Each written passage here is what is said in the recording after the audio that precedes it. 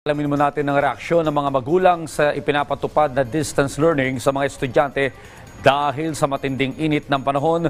Si Bien Manalo sa detalye live. Bien?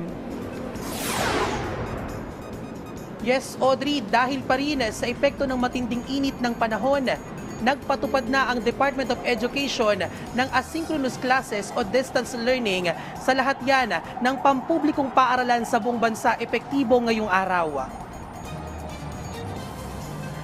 Nangangamba si Marcelo Remo sa kalagayan ng kanyang anak ng 3 anak na nag-aaral dahil sa epekto ng matinding init ng panahon. Senior high school student ang isang anak ni Marcelo at nasa high school student naman ang dalawa. Pabor po ako sa distance learning po ng DepEd.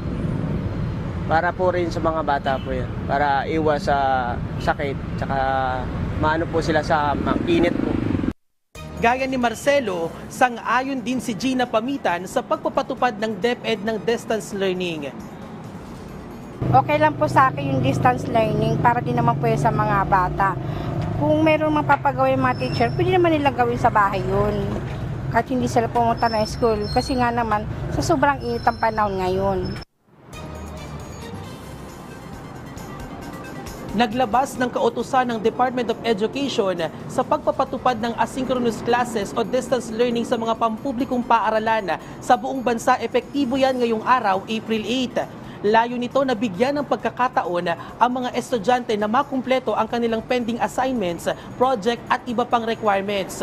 Bukod sa mga estudyante, hindi na rin kinakailangang mag-report ngayong araw ng mga teaching and non-teaching personnel sa mga paaralan.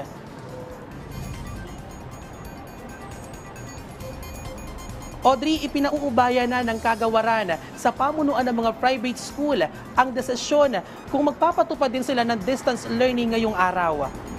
At yan muna ang update. Balik sa iyo, Audrey. Maraming salamat, Bien Manalo.